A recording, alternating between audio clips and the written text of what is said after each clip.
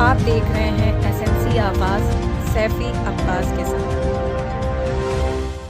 मिट रही हैं निशानियां हमारी भी, जिस पर कभी अंग्रेज भी झुका करते थे। ये वक्त है साहब, कभी जिंदगी अर्श पे कभी फर्श पे, कभी जिंदगी बीत जाती है आस में और कभी सब कुछ होता है पास में। एसएमसी आवाज में एक बार फिर आपका स्वागत है। आज हम आपको लखनऊ के हजरतगंज ले जा रहे हैं, जहां पर है ब्रिटिश पुस्तकालय। एक ऐसी पुस्तकालय जो 85 साल पुरानी है। नाम इसका ज़रूर ब्रिटिश पुस्तकालय है, लेकिन इस पर भारतीय का अधिकार था, यानी भारतीय ही इसके मालिक थे। और एक ऐसी पुस्तकालय जहां पर अंग्रेज़ भी लाइन लगाकर किताब लेने आया करते थे। इस पुस्तकालय के जो मालिक हैं सूरज कक्कड़, उनका तो ये भी दावा है कि भारत के प्रथम प्रधानमंत्री पंडित जवाहरलाल नेहरू अपने परिवार के साथ यहाँ पर बुक लेने आया करते थे। कई फिल्मी हस्तियाँ, राजा रजवाड़े, नवाब यहाँ पर बग्घियों और घोड़ों से आते थे किताब लेने के लिए। यानी इस पुस्तकालय ने अपने उरूज का दिन देखा है। तो सूरज कक्कड़ जी से हमने बात किया और उनसे बात करने के बाद जो उन्होंने बताया, इसे सुनकर हर भारतीय को गर्व होगा कि वाकई में एक ऐसी पुस्तकालय, जब ब्रिटिश राज था और ब्रिटिश भारतीयों को बहुत बेहतर नहीं समझते थे, ऐसे में एक भारतीय का बुक स्टॉल जहां पर अंग्रेज भी लाइन लगाकर किताब लेने आते थे।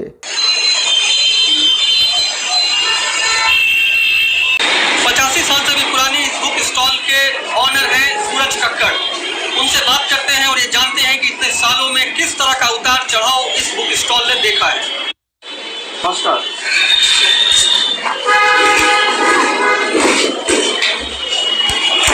बुक स्टॉल है, इसका नाम है ब्रिटिश बुक डिपो। हाँ, ये बुक डिपो एक हिंदुस्तानी की रही है।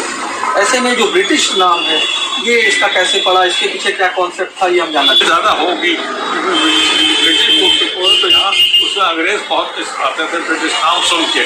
हालांकि है तो इंडियन ही, लेकिन ब्रिटिश नाम था, उस नाम सुन के अंग्रेज़ों की वो आते थे। और जितने भी ब्रिटिश आर्मी के, जितने ब्रिटिश कैंटोनमेंट्स थे, उनमें जितने मैसेज थे, उनके सब कॉन्ट्रैक्ट्स जो थे हमारे फादर को मिलते थे, सप्लाई वो करते थे। हमारे फादर बुक्स के मैसेज में बहुत खरीदते थे, तो सब वो ब्रिटिश नाम होने की वजह से साइकोलॉजिकल एडवांटेज बहुत मिला उस समय। अब तो वो चल रहा था, नाम तो वही चल रहा था। कोई ऐसा महीना नहीं चाहता था कि संपूर्णानंद जो चीफ मिनिस्टर थे, उनका आदमी को किताब फोन करते थे, आकर किताबें लिए। चरण सिंह को जैसे किताबों की ज़रूरत होती थी फौरन, तो मैंने कहा ये तो आपकी लाइब्रेरी में, हमने असेंबली लाइब्रेरी में सप्लाई की किताबें। मेज़ की पार्लियामेंट्री प्रैक्टिस जो उस समय थी 3-4 हज़ार की, आज तो है वो समझिए 8,000 की। तो मैं आपकी बात रोक कर ये जानना चाहता हूँ कि पंडित जवाहरलाल नेहरू जो भारत के प्रथम प्रधानमंत्री थे और देश की आज़ादी के बाद पहले प्रधानमंत्री थे, काफ़ी लोकप्रिय रहे हैं, वो भी इस बुक स्टॉल में आते रहे हैं। वो तो 1930 से 1947 तक आते रहे। और पहले जब बच्चों के साथ आते थे, क्या नाम, संजय गांधी, राजीव गांधी, इंदिरा गांधी, हमारे फादर से कहते थे, मैं तो बहुत छोटा था, कहते थे इनको हिंदी की किताबें दीजिए, इनको हिंदी की किताबें दीजिए। अंग्रेजी की किताबें हम फॉरन वहाँ जाते हैं, विदेश वहाँ से खरीद लाते हैं, इनको पहले हिंदी की दीजिए। लेकिन उस समय अंग्रेज़ों का चूँकि राज था, तो हिंदी की किताबें बहुत कम रहती थी। अब हिंदी की किताबें बहुत रहती हैं, तो अंग्रेजी की किताबें ज़्यादा होती थी। तो हिंदी की किताबें हमारे फादर उनको ढूंढ ढांड के करके जो दिखाते थे, तो वो हिंदी की किताबें काफ़ी ले जाते थे और हर साल आते थे 1930 से। पहले हमारे फादर ने बुक शॉप पहले खोली थी महू में, मध्य प्रदेश में। मिलिट्री हेडक्वार्टर्स ऑफ वॉर जो अंग्रेज़ों का ने वहाँ पे अपना बनाया था, military headquarters of war Mhow, that is my birth place. वो लोग वहाँ, that is a semi hill station.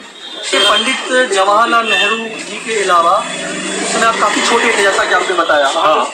उसके बाद ऐसे कौन से बड़े पॉलिटिकल लीडर रहे हैं जो आपको लगता है कि आपने इनको बेहतर तरीके से देखा है, मतलब आपकी बढ़ती उम्र के बाद? हमारे सामने तो बहुत से जितने राजा महाराजा थे, नवाब थे, यहाँ के जितने नवाब थे, यहाँ के राजा नानपारा, उनके सबके अकाउंट थे, वो दस्तखत करके सब ले जाते थे। कितना है 1965-70 तक। उसके बाद जब वो नवाब जब ना रहे, नहीं रहे राजा महाराजा नवाब, वो फिर उनके बच्चे वो सब आना शुरू हो गए, तो वो हर साल आते थे। और यहाँ लखनऊ के भी सब नवाब जो जाते वो भी ये सब वहाँ किताबें, क्योंकि एक ही बुक शॉप थी उस समय 2 बुक शॉप थी। अब आजकल तो ये एक सबसे पुरानी हमारी बुक शॉप है। अब जितनी भी हिंदुस्तान की बड़ी बड़ी किताबों की दुकानें सब हल्के हल्के बंद होती चली गई, इसलिए कि लोग आप जानते हैं यहाँ तो पढ़ते हैं नहीं, किताबें लेते हैं नहीं। अंग्रेज़ों के टाइम में जो 1930 से 1947 तक वो थे, तो ये बुक शॉप बहुत फ्लरिश की और हमारे फादर ने काफ़ी पैसा भी कमाया, क्योंकि वो मतलब जो फिरोशियस से निरोशियस बायर्स रीडर बुक रीडर थे। हर एक की अपने घर में छोटी छोटी लाइब्रेरी अपनी होती थी पर्सनल में, तो शाम को भीड़ लग जाती, कलरफुल फील होता, घोड़ों पे आते थे। तब यह मंदिर भी नहीं था, यहाँ काम भी थोड़ा बड़ा उस समय, तो उसकी वजह से रिलीफ मिला। और इसके अलावा सबसे बड़ी चीज़ ये थी कि हर राजा महाराजा का जो यहाँ पे थे लखनऊ में ख़ास तौर से या सराउंडिंग एरिया में थे, जैसे राजा भद्री यहाँ आते थे प्रतापगढ़ के, वो और जैसे कि प्रतापगढ़ के वो आते थे, और जितने राजा थे सब उनके यहाँ पे हमारे ज़्यादातर अकाउंट थे, उनका आदमी वो साइन करके अपना बुक्स ले जाता था। तो कहने का मतलब ये है कि वो दे वर कॉन्शियस। लेकिन जब अंग्रेज चले गए तो फिर दुकान जो थी यहाँ पे, तो अब यहाँ के लोग तो किताबों में ज़्यादा इंटरेस्टेड नहीं रहते। अच्छा, ये 1947 के बाद ऐसे बहुत साल रहा होगा जब ये बुक स्टॉल बहुत बेहतर चल रही होगी, आपने इसका बहुत अच्छा दिन देखा। ये ऐसा वो कौन सा साल है जब आपको लगा कि अब इसका डिक्लाइन शुरू हो गया, यानी अब ये धीरे धीरे धीरे जो है बुक स्टॉल काफ़ी सरवाइव करने के कंडीशन में आ गया? हाँ, उसमें आ गया। तो पहले हमने मैगजीनें, ये स्टेशनरी और स्कूल बुक्स और ऐसी चीज़ें रखनी शुरू की। पहले किस तरह की बुक रखा करते थे आप? बुक्स की सेल कम हो गई, लेकिन अब हल्के हल्के, क्योंकि अब आजकल जो बुक्स की सेल थोड़ी बहुत बढ़ी, कंपटीशन इतने हो गए, कंपटीशन की वजह से जिन लोगों ने अधिकारी बनना होता है वो यहाँ आते हैं और वो किताबें खरीद बोलती है जो ऑलरेडी अधिकारी। आपकी ये बुक स्टॉल 1947 से 1984 तक या 80 तक या 85 तक, वो कौन सा साल था जब आपको लगे कि हाँ आपकी बुक स्टॉल अभी भी ठीक कंडीशन में है? इसका जो डिक्लाइन पीरियड है वो क्या था? इसका ग्रेजुअल डिक्लाइन पीरियड था और हल्के हल्के वो डिक्लाइन होता चला गया, लेकिन कुछ स्मॉल माइनॉरिटी जो थी वो किताबें खरीदती थी, तो उनको शौक़ था आगे बढ़ने का, बच्चों को आगे बढ़ाने का, अपनी लाइब्रेरी का, तो हर एक के घर में छोटी छोटी लाइब्रेरी रहती थी। अब जब डिजिटल बुक आ गई है, मोबाइल्स में बुक लोग पढ़ने लगे हैं, ई बुक्स आ गई है, तो क्या उससे का भी फर्क पड़ा है? क्या उससे हर चीज़ में फ़र्क पड़ा है, किताबों में भी फ़र्क पड़ा है। इवन दवाइयों की दुकानों में वो डिस्काउंट लोग दे रहे हैं ऑनलाइन, उससे पड़ा, किताबों पे पड़ा है। लेकिन अंग्रेज भी आते थे, यहाँ के नवाब भी आते थे। ऐसे में एक जो सबसे बड़ा सवाल है वो ये है कि आज उम्र के इस पड़ाव में आप इस बुक स्टॉल को देख रहे हैं, हो सकता है आप बहुत सेटिस्फाई ना हो, लेकिन आप इसको इसलिए भी देख रहे हैं कि आपको लगता है कि ये आपके पिता से आपको विरासत में मिली है और कहीं ना कहीं आपका इमोशंस इसके साथ जुड़ा हुआ है। और ऐसे में आपके बाद आपने कुछ तो सोचा होगा कि ये बुक स्टॉल जो है वो तो मेरा ख्याल मुश्किल ही है मेरे बाद इसको चलना।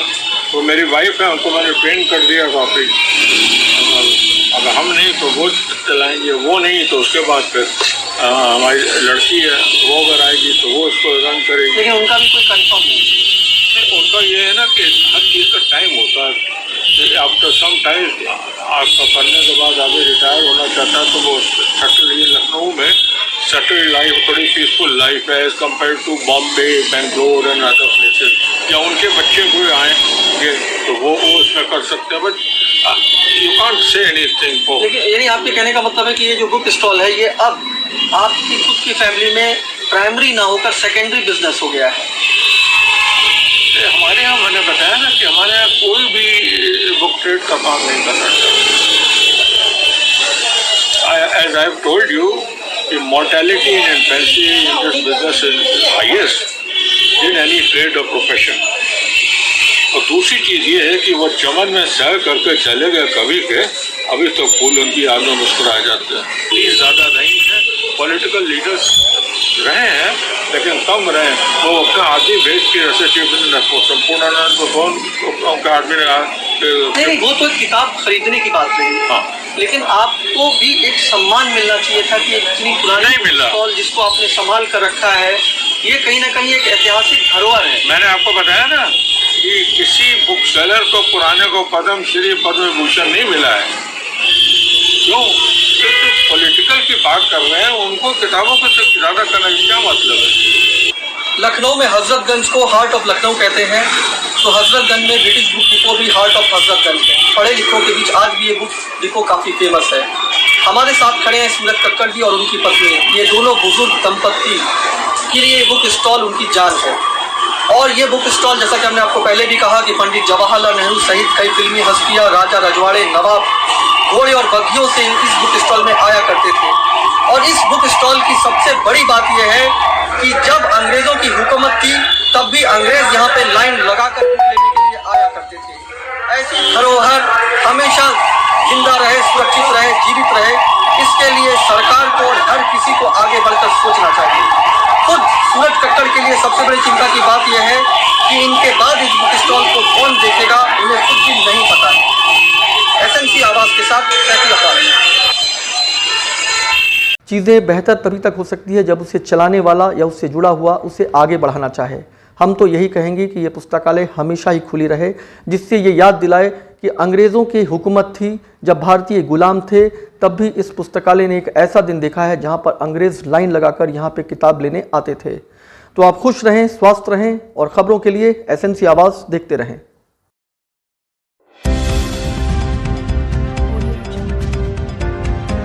आप देख रहे हैं एसएनसी आवाज़ सैफी अब्बास के साथ।